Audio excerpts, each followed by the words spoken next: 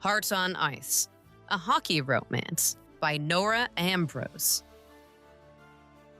Narrated by Nora Ambrose. This full-cast audiobook was produced using AI voice modification paired with the performance from a live human actor. Chapter 5, Skates and Secrets. Stacy was still reeling from the high of the Universal Games opening ceremony. And one totally unrelated event that sent her heart racing. Owen had written his number on a scrap of paper and slipped it to Stacy when he returned her phone. An idea prickled in Stacy's head. She should thank him. There was nothing wrong about that. Mind-bogglingly stupid, but not wrong.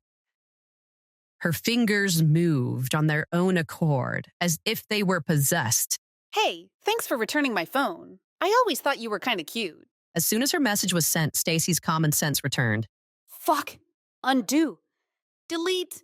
What the hell was I thinking? If she had just thanked him for returning the phone, that would have been the end of it. Why did I have to tell him I thought he was cute? Stacy's heart went racing as her mind worked overtime to figure a way out of this mess. Okay. Maybe he'll see it and not text back. But Owen did text back. A little part of me was glad to have an excuse to talk to you. She stared at the message for what felt like hours. The rational part of her brain screamed that she shouldn't respond. He was Team Canada's coach, after all. But something in her couldn't resist. I feel like I know you, but I don't really know you. Does that make any sense? Let's fix that. That did it. They had both launched into a full-blown conversation. Stacy's initial terror of sending the text was replaced by the thrill of discussing her favorite movies. Random question. What's your go-to movie when you're on a flight? Don't laugh, but the Mighty Ducks trilogy. Pure nostalgia. Seriously, that's amazing. I thought I was the only one who still watched those. Gordon Bombay was my childhood hero. Flying V forever. Food. My mom's homemade chicken pot pie. Especially the way she made the crust all flaky and golden. You? Poutine. The real kind from this little place in Montreal, not the tourist stuff. Proper squeaky cheese curds, gravy made from scratch. LOL. Such a Canadian answer. Says the American who probably puts ranch on everything. Hey, I resent that accusation. Even if it's completely true. And music. What gets you pumped before a big game? It varies, but right now I'm really into I Run for Life by Melissa Etheridge. Never would have guessed that in a million years. What did you think it was? I don't know. Something by Katy Perry. I hate the music that they're coming out with now. There's no poetry to it. Same. Give me James Taylor or Bob Dylan any day. Here was I thinking that you were going to say something by Queen or AC/DC. Sorry. I'm more into War by Edwin Starr. I have the music taste of an old man. No apologies necessary. One thing was certain by the end of their long conversation. I want to see you again. Count it. Whatever this was between Stacy and Owen wasn't over. The puck sailed past Stacy's stick, skittering across the ice as her teammates groaned in frustration. Coach Geller blew his whistle, the sharp sound echoing through the practice rink. Carter, get your head in the game, He called out, his silver-streaked beard catching the fluorescent lights. Stacy nodded, pushing back loose strands of hair that had escaped her ponytail. Her mind drifted to Owen's warm brown eyes, the way his face lit up when she'd told that terrible joke about hockey pucks over a late-night FaceTime call. She shook her head, trying to focus on the drill. Looking a little distracted there, Captain. Rachel Thompson drawled, skating past with characteristic smugness. Stacy gritted her teeth, ignoring the jab. Rachel had been antagonistic since their arrival in Sapporo, watching Stacy's every move with barely concealed disdain. All right, ladies, let's rerun it. Coach Geller's voice carried across the ice. Firecracker, take the wing. Carter, center. The team settled into formation, the familiar screech of skates on ice filling the air. Megan, ever observant from her position in goal, caught Stacy's eye. Her expression was concerned, knowing. Stacy had been off her game all morning, missing passes that would generally be automatic. Timeout. Coach Geller called, skating over to Stacy. His usually calm demeanor showed signs of strain. Carter. A word. Stacy could feel Rachel's satisfied smirk burning into her back as they skated to the bench. The team continued their drills, but she knew they were all watching, wondering what was wrong with their captain. The pressure from her team was almost tangible, adding to the already tense atmosphere. Coach Geller's wise eyes studied her face.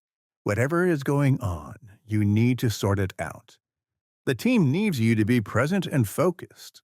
Yes, Coach. Stacy replied, her cheeks burning with shame. She was better than this. She had to be better than this. The weight of her captain's letter felt especially heavy on her chest today. As she rejoined practice, Stacy caught Megan's supportive nod from the goal. She had to get her head in the game.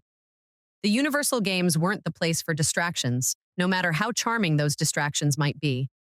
Alone in her thoughts as she moved through the familiar patterns of practice, Stacy felt the weight of her duties pressing down on her.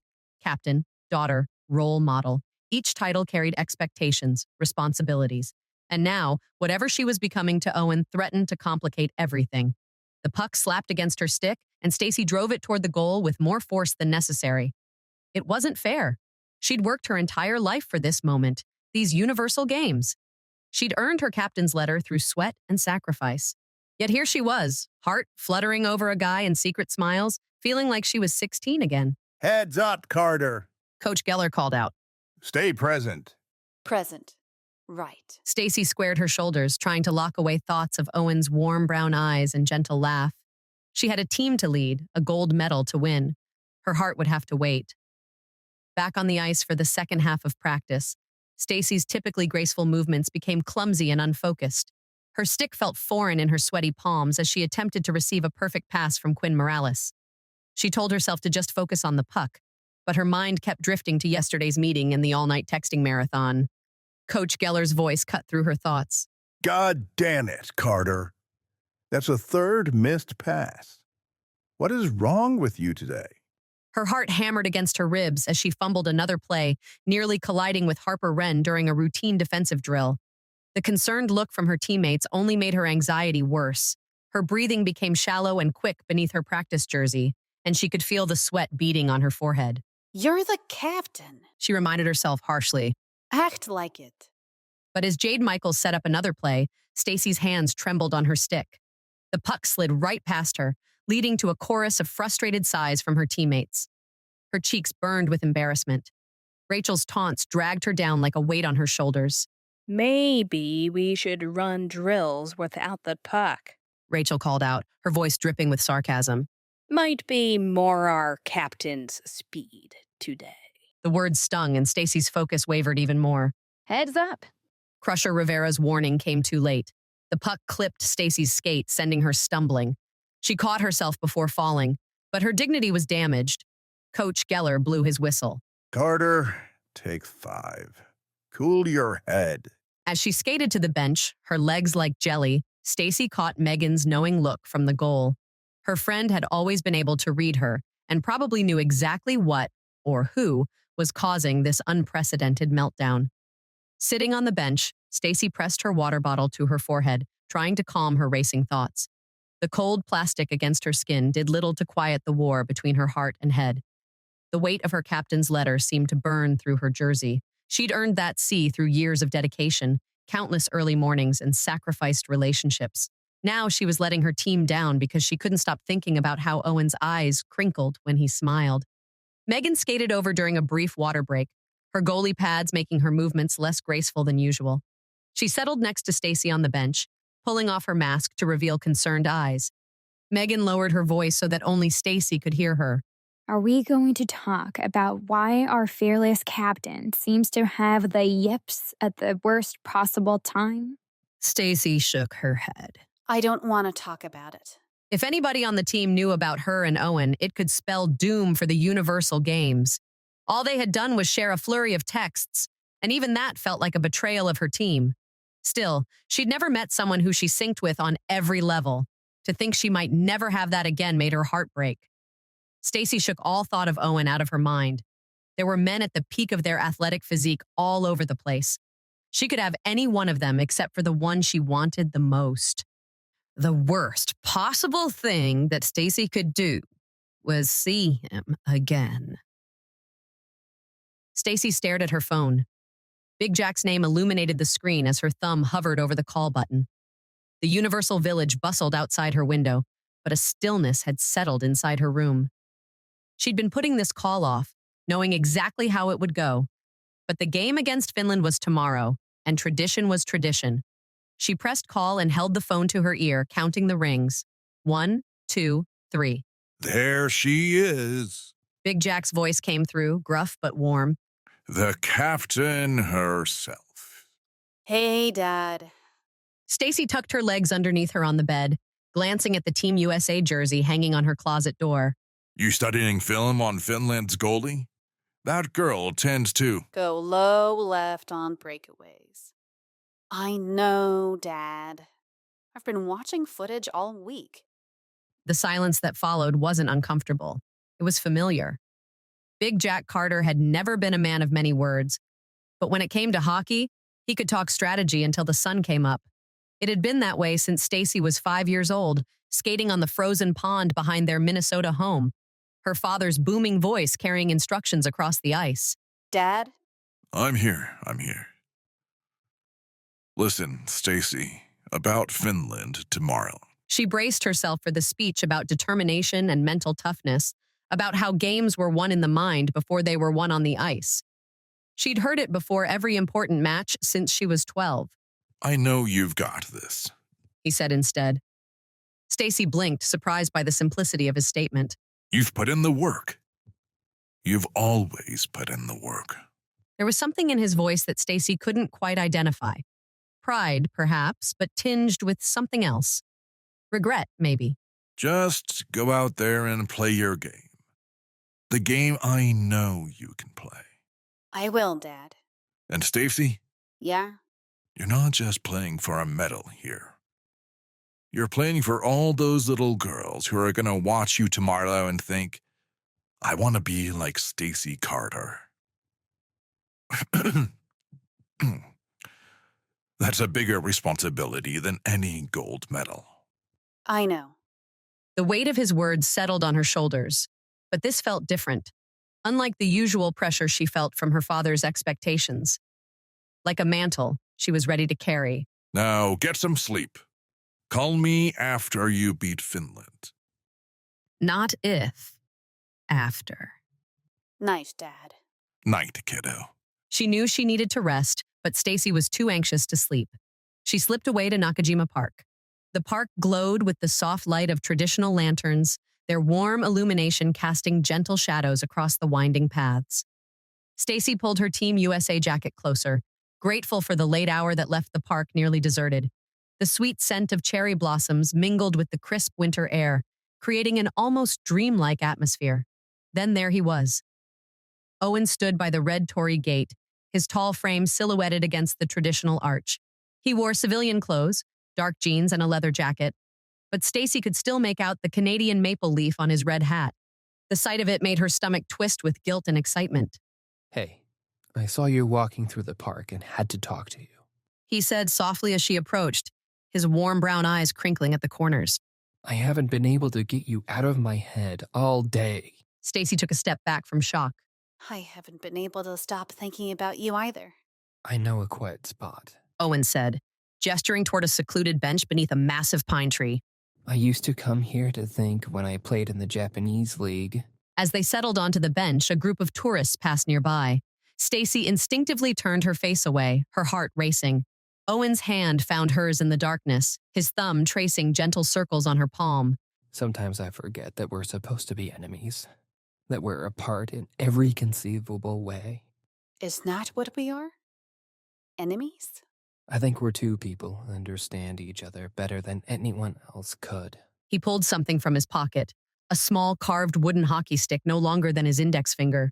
I got this from a local artisan. Made me think of you. Stacy took the carving, running her fingers over the intricate details. The wood was smooth and warm, like it had absorbed Owen's body heat. It's beautiful. My sister Erica says I was crazy to leave pro hockey, even though I could have stayed for a few more years. He continued, his voice taking on a confessional tone. I was never happy as a player. I needed to find myself away from everyone's expectations. Oh, I know something about expectations. Stacy murmured, thinking of her father's dreams of gold medals. A sudden burst of laughter from somewhere in the park made them both jump. Owen's hand tightened around hers protectively, and momentarily they held their breath, waiting to be discovered.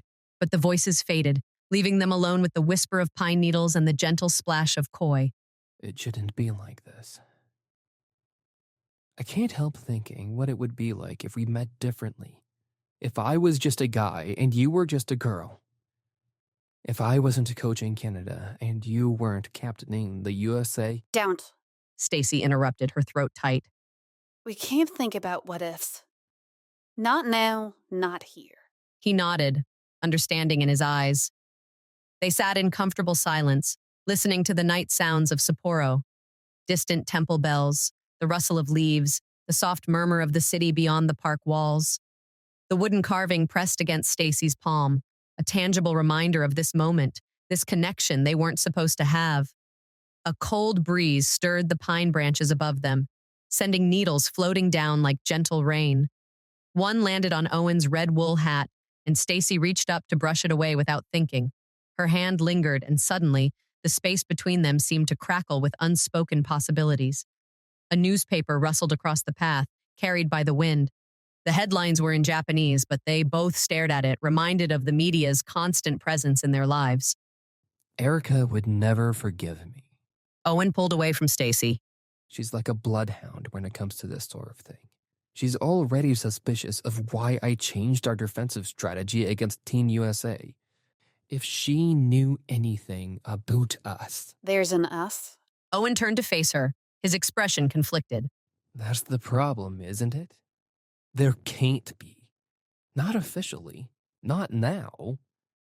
But sitting here with you. He touched the wooden carving in her hand. Everything else just feels small compared to this. My dad always said that sacrifice was part of the game. I just never thought that I'd be sacrificing my heart. The sound of approaching footsteps made them spring apart. A security guard passed by, his flashlight beam sweeping across the park. They held their breath until he disappeared around a bend. We should go. Separately. Can't risk being seen. I know. She stood, clutching the wooden carving like a lifeline. Owen, I think there's something here, but if anybody finds out... They won't, he assured her, but they both heard the uncertainty in his voice. We'll be careful. And when we face each other on the ice? Then we do our jobs. We owe that to our teams. To ourselves. It's crazy, isn't it? We barely know each other, and I feel like... Like we've known each other forever. Stacy finished. Their fingers intertwined, and she marveled at how natural it felt. How right, despite everything telling her it was wrong. Owen's other hand came up to cup her cheek. His eyes were dark and intense in the distant light of the lanterns. She tilted her face to his, drawn by an invisible force she couldn't resist. Owen leaned down, their breath mingling in the cold air. The moment seemed to stretch, elastic and infinite. A settling rustling in the nearby bushes made them jump apart. Footsteps crunched on the gravel path, accompanied by familiar voices speaking English.